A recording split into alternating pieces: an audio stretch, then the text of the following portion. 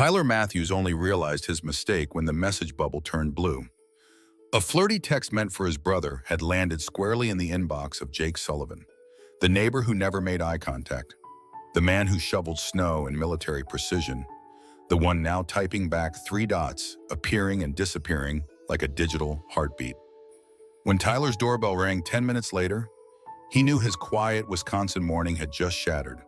Tyler Matthews was many things: veterinarian, coffee addict, single father to 6-year-old Emma.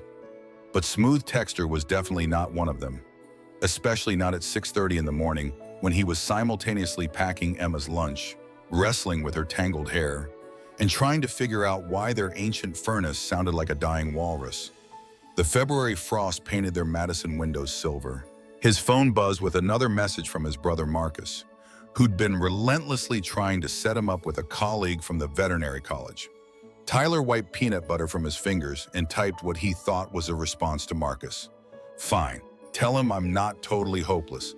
And yes, I'd bring my devastating charm." He added a laughing emoji and hit send without looking at the recipient field. The blood drained from his face when he saw the name. Not Marcus, Jake Sullivan, the enigmatic neighbor who lived in the pristine blue house next door. The man who'd moved in 8 months ago and still felt like a stranger despite sharing a property line. Tyler had maybe exchanged 20 words with him total, mostly about mail delivery and garbage pickup schedules. Jake was former military. That much was obvious from the way he carried himself. Shoulders back, movements economical, everything in his yard maintained with surgical precision. He worked from home doing something with computers, based on the glow from his windows late into the night. But beyond that, Jake Sullivan was a mystery wrapped in flannel shirts and careful silence. Tyler considered faking his own death. Before he could formulate an escape plan involving witness protection, his phone buzzed again. Jake's response was characteristically short, devastating charm, followed immediately by another message. "I assume this wasn't meant for me."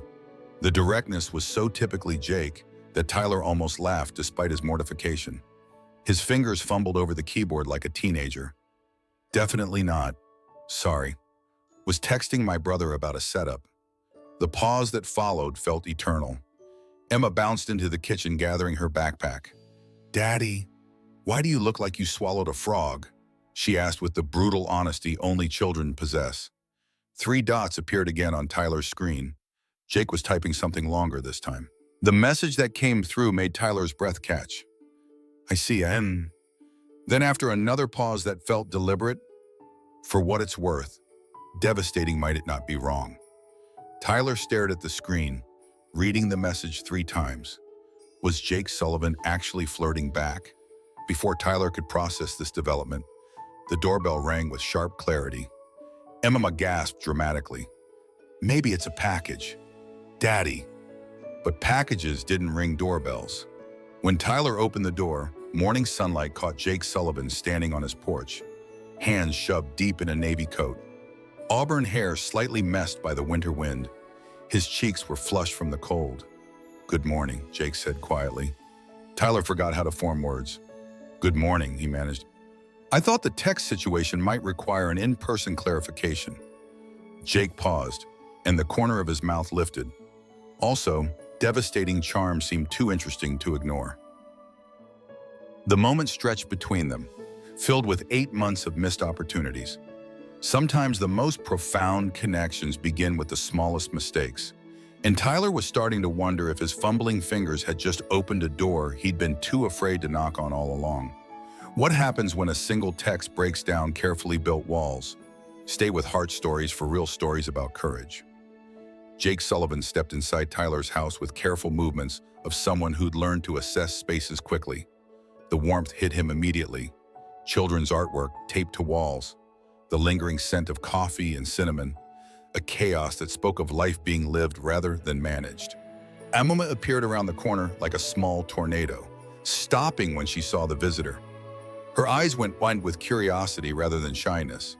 "You're the man who builds the snowmen," she announced with absolute certainty. Tyler blinked in confusion. Jake's mouth quirked upward. "She waves at me from her window every morning when I'm clearing my driveway." I waved back. Tyler felt something shift in his understanding. All those mornings he'd assumed Jake was antisocial. The man had actually been engaging in a daily ritual with Emma. Jake continued, his voice gentler. Yesterday she held up a drawing of a purple cat. I gave it a thumbs up. Emma bounced on her toes. That was Princess Whiskers. She fights crime, but only on Tuesdays. Jake nodded with the seriousness of someone discussing military strategy. Important work. Tuesdays are notorious for criminal activity. Emma giggled, and Tyler watched this interaction with growing amazement. The kitchen timer chose that moment to go off. Tyler rushed to rescue Emma's breakfast waffles, only slightly burned around the edges. As he fumbled with plates and syrup, Jake moved with quiet efficiency, helping Emma into her chair and pouring orange juice without being asked. The domesticity felt natural in a way that caught Tyler off guard. I should explain about the text, Tyler said, finding his voice. Marcus, my brother, has been trying to set me up with someone from work. I was responding to his latest attempt at matchmaking. He paused, realizing how that might sound. Not that there's anything wrong with the idea. Just, his words tangled themselves. Jake's expression remained unreadable. Your brother thinks you need help in the romance department. It wasn't a question, and there was something in his tone Tyler couldn't identify. Apparently, he thinks I'm hopeless at meeting people on my own. Tyler managed. Emma, who had been listening while methodically destroying her waffles, piped up helpfully. Daddy doesn't go on dates because he says grown-ups are complicated. Uncle Marcus says Daddy needs to get back out there, but Daddy says he's too busy with important things like me and the animals. The honesty of children struck again, leaving Tyler nowhere to hide. Jake's eyes softened as he looked between father and daughter. Sounds like your daddy has his priorities straight. But Emma wasn't finished. Daddy used to have a boyfriend named Cameron, but he moved away because he didn't want to live in Wisconsin anymore. And Daddy was really sad, but he pretends he wasn't. The kitchen went very quiet except for the hum of the refrigerator and Tyler's internal mortification. Emma had just casually outed him to a neighbor he barely knew, revealed his relationship history, and diagnosed his emotional state while eating breakfast. Jake's reaction would tell Tyler everything about the man next door. Jake was quiet for a long moment, his fingers tracing the rim of his coffee mug. When he looked up, his eyes held something Tyler hadn't expected. Recognition, understanding. Cameron sounds like an idiot, Jake said simply. Wisconsin's got a lot to offer if you're willing to stay and see it. The words landed with more weight than their simple meaning suggested. Tyler found himself wondering if Jake was talking about more than geography. The moment stretched between them, loaded with possibility. Emma, oblivious to the undercurrents, had moved on to discussing her school presentation about Arctic animals. As Jake listened to Emma's enthusiastic explanation of penguin social structures, Tyler observed the man who'd been a mystery for 8 months. The careful way he held himself, the hyper-awareness of exits, the way his eyes tracked movement. These weren't quirks. They were habits of someone who'd learned caution the hard way. Tyler was beginning to understand that Jake's silence wasn't unfriendliness. It was protection, and his willingness to step into Tyler's chaotic morning, to engage with Emma, to respond to an accidentally sent text. That was Jake choosing to lower his guard, brick by careful brick. After Emma finished her breakfast and gathered her things for school, Jake offered to help Tyler with the morning drop-off routine. I work from home. He said simply, my schedule's flexible. The offer caught Tyler completely off guard. In 8 months of living next door, Jake had never initiated any neighborly interaction. The drive to Emma's elementary school revealed more pieces of Jake's carefully guarded puzzle. Emma chatted nonstop from the back seat about her Arctic animal presentation, and Jake listened with genuine interest, asking thoughtful questions about polar bear hunting techniques and ice thickness. Tyler found himself stealing glances at his neighbor, trying to reconcile this engaged man with the distant figure he'd observed. After they dropped Emma off and watched her bound up the school steps with her oversized backpack, a comfortable silence settled between them in Jake's truck. Tyler was acutely aware of Jake's presence beside him, The way his hands rested carefully on the steering wheel, the subtle scent of cedar and soap that seemed to follow him. "I should probably explain something," Jake said quietly as they sat in pickup line traffic, "about why I don't talk much to neighbors." His voice carried a weight that suggested this wasn't a conversation he had often. Tyler waited, sensing that pushing would only cause Jake to retreat back into his protective shell. Jake stared straight ahead through the windshield, his jaw working slightly. "I was in the Air Force for 8 years. Got out about 2 years ago." The words came slowly, carefully measured. "Don't ask, don't tell" was officially repealed. But that doesn't mean everyone got the memo, especially not in my unit. The pieces began falling into place for Tyler. Jake's hypervigilance, his need for control and order, the way he seemed to constantly assess his environment for threats. Tyler had seen similar patterns in some of his veterinary clients who were veterans, animals whose nervous systems had been rewired by trauma. "Someone found out about me," Jake continued, his voice becoming quieter. "Made sure it got around. My commanding officer said he couldn't guarantee my safety or my career if I stayed. So I didn't stay. I lost everything I'd worked for. My career, my pension.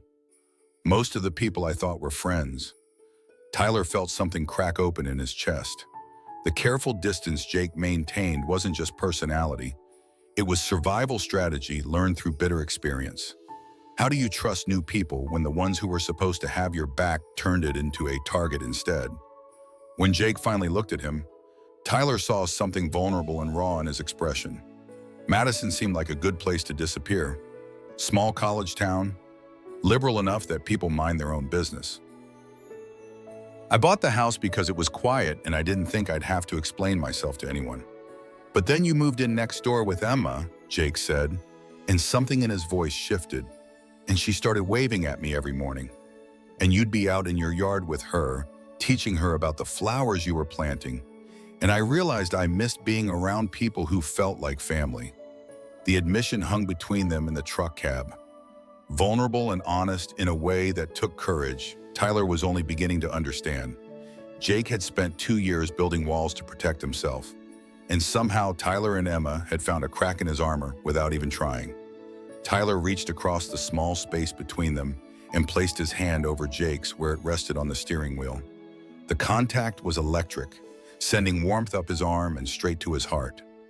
"Thank you for telling me," he said softly. "And for what it's worth, I think Emma was right yesterday. You do have a kind face."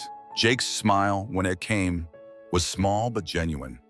As they drove back toward their neighborhood, Tyler found himself thinking about the courage it took to start over. To rebuild your life from scratch when everything you thought you could count on had been stripped away. The military had failed Jake Sullivan, but his capacity for tenderness remained intact.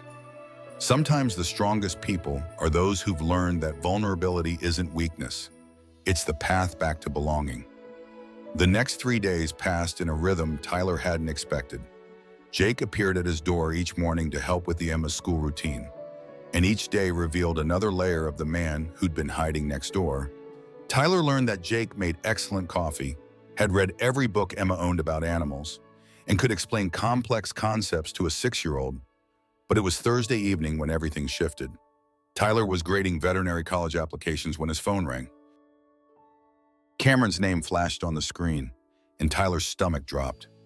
His ex-partner hadn't contacted him in over a year, not since he'd left Madison for what he called better opportunities in Portland. Cameron's voice was smooth and confident, exactly as Tyler remembered. "Hey babe, miss me yet?" The casual intimacy made Tyler's skin crawl. Cameron continued without waiting for a response. "I've been thinking about us, about Emma. I realize I made a mistake leaving. I want to come back. Try again." The words hit Tyler like ice water. "You left because you said small towns were suffocating your ambitions, because you didn't want to be tied down by someone else's kid." Those were Cameron's exact words, burned into Tyler's memory from their final fight. "There's more," Cameron said, his tone shifting to manipulation disguised as concern. "I heard through friends that you've been spending time with some guy, a neighbor, Tyler. You need to be careful about who you bring around Emma. You don't know anything about this person's background. Tyler felt anger rising in his chest. Jake had shown Emma more genuine care in 4 days than Cameron had in 2 years. Don't lecture me about Emma's safety. You never cared about her safety when you were living here. But Cameron wasn't finished. I'm flying in this weekend. We need to talk face to face about custody arrangements, about what's best for Emma. The threat was barely veiled. Cameron had never pursued legal custody because he'd never wanted the responsibility. But Tyler knew his ex well enough to recognize a power play. Tyler hung up without responding, his hands shaking. Through his kitchen window, he could see Jake in his backyard, working on what looked like a wooden structure by his fence. The sight of his neighbor's solid presence calmed something in Tyler's chest.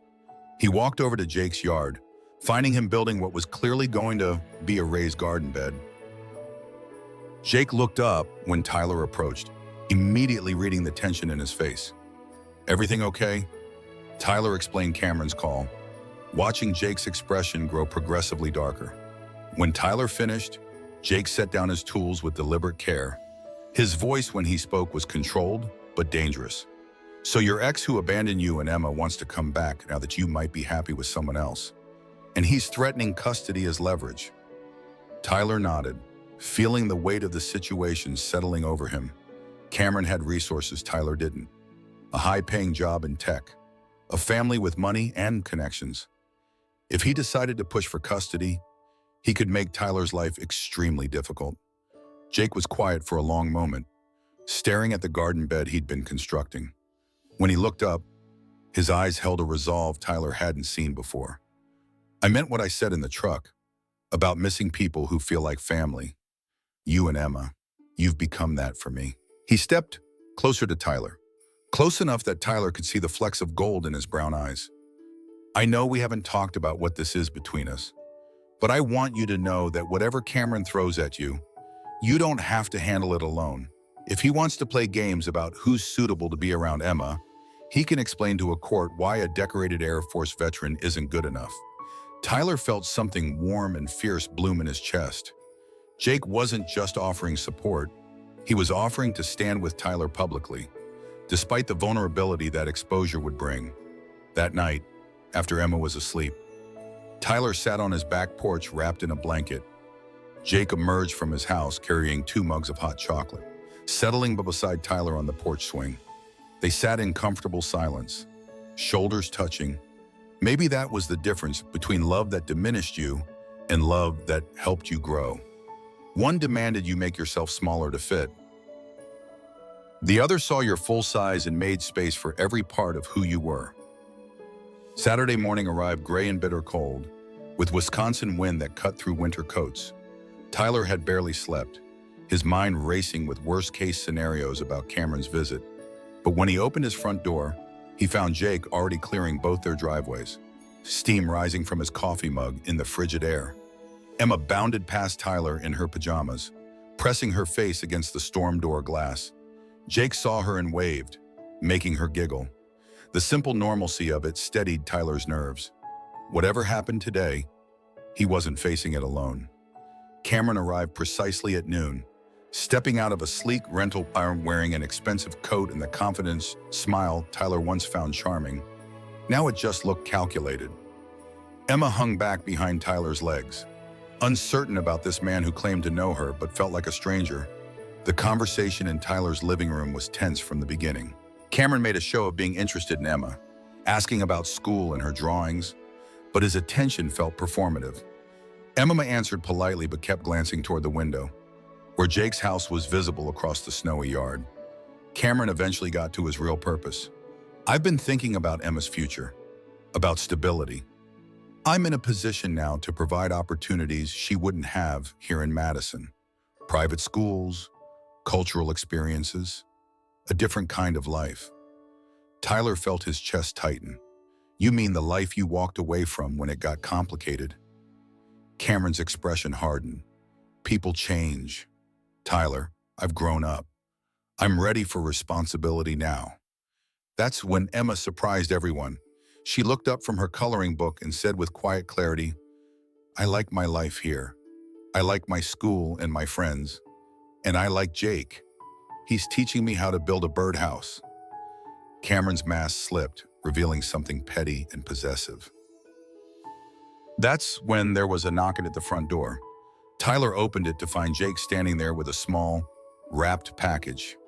"I finished Emma's birdhouse," he said simply. Thought she might want to see it.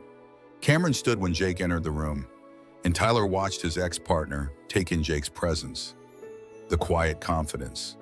The way Emma immediately ran to Jake, chattering excitedly. The protective way Jake positioned himself where he could see everyone in the room. Jake extended his hand to Cameron with military precision. "Jake Sullivan. I'm Tyler's neighbor." Cameron shook it, trying to assert dominance through his grip. "Cameron Walsh. I'm Emma's father."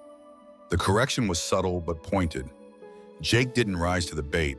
He simply nodded and turned his attention to Emma, helping her unwrap the small wooden birdhouse he'd crafted with careful attention to detail. Tyler watched Cameron's face as Emma threw her arms around Jake's neck, thanking him with genuine affection she'd never shown Cameron. The dynamic in the room shifted completely. Cameron had come expecting to find Tyler isolated and vulnerable, while instead, he found a united front. Jake didn't say much, but his presence changed everything. He represented stability, commitment, and something Cameron couldn't compete with. Unconditional love freely given.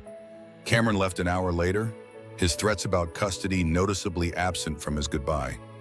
At the door, he looked at Tyler with something that might have been regret. "You seem happy," he said quietly. "Maybe that's what matters most." After his car disappeared, Tyler found himself standing in his kitchen with Jake and Emma, the three of them sharing hot chocolate and leftover pancakes. Emma was already making plans for where to hang her birdhouse, chattering about which birds might visit during Wisconsin's long winter. Jake caught Tyler's eye and smiled, the real kind of smile that reached his eyes and spoke of promises made without words. Tyler realized that somewhere in the chaos of accidentally sent text messages and morning coffee rituals, they'd become a family. Not the traditional kind that society celebrated, but something stronger.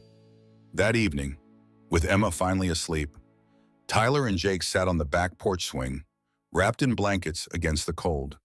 The stars were visible despite the city lights. Tyler reached for Jake's hand, intertwining their fingers, feeling the calluses from years of careful work. Have you ever found love in the most unexpected place? Through the smallest mistake that turned out to be exactly what you needed? What's your story of unexpected love or chosen family? Share it below. And subscribe to Heart Stories for more real stories about courage and love that finds us when we're ready.